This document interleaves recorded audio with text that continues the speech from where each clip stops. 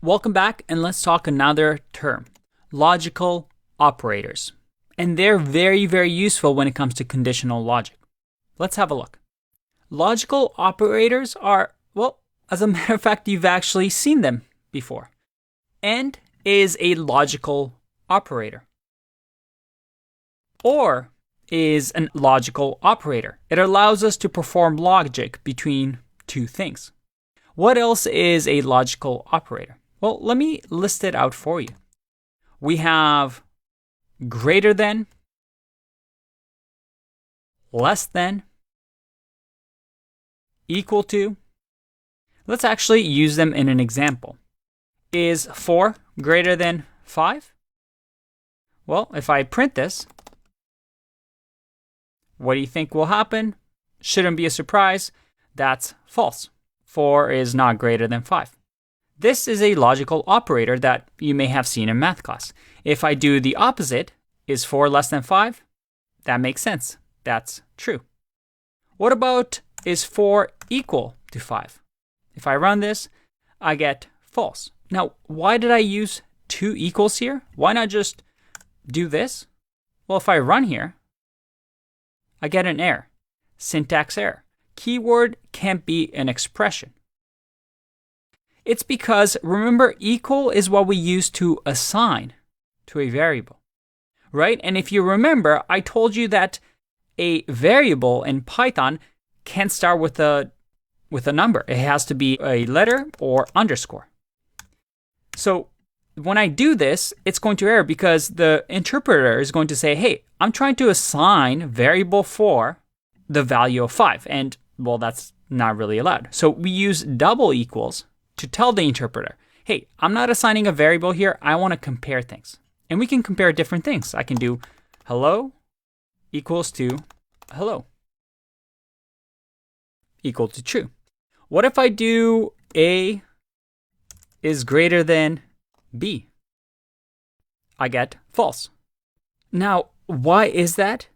This I want you to Google on your own and figure out why is A greater than B. What if I do A, is that greater than capital A? That's true. This is interesting. And this is actually quite an interesting reason. So I know, it's easy for me to just give you an answer, but I want you to practice Googling this. And the reason I'm not giving you an answer is it's also because it's not very important. Because most of the time, you want to make code that is easy to understand and understandable. You're most likely using greater than and less than with numbers. So if you see something like this in code, well, you wouldn't know what's going on. What is this person trying to compare? Why are they doing is lowercase a greater than capital A?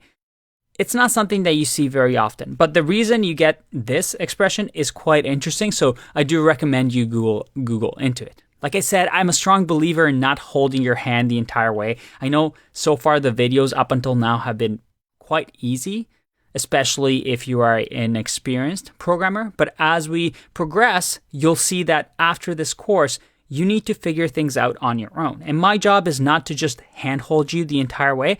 It's to develop the skills in you to become an employable programmer. So I hope you bear with me as I just give you this little challenge. All right, we went a bit on a tangent, so let's bring it back. Can I do things like this? Is 1 greater than 2? Or you know what? Let's do less than 2 and less than 3 and less than 4. Will this work?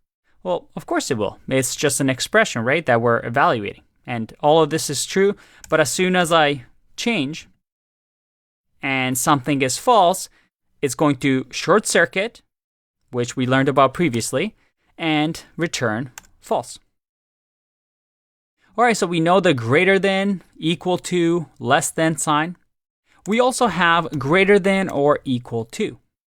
So that if I do 0 here and I click run, I get true because it's saying, hey, is this greater than or equal to 0? I can also do less than or equal to 0. And here I get false because 0 or 1 is not greater or equal to 0. But if I do 0 here, I'll get true. Here's another one. What if I do this? Exclamation mark equal. This means in Python not equal to. If I run this, I get false. And this is a little tricky. What it's saying is, hey, is this not equal to this? So it's the opposite of doing equals. If these two things don't equal, it's going to say true. So if I do 1 here, I'll get true because these two things do not equal. So we've learned greater to or less than, greater to, equals, equals or greater or equal to. We've learned about less than or equal to.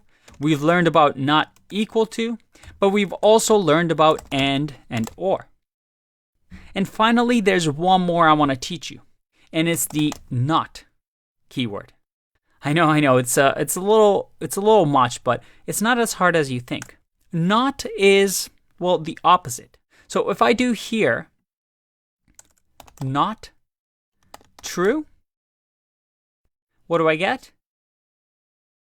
I get false. And you see that not is also a function. So it's a keyword, but also a function that we can use.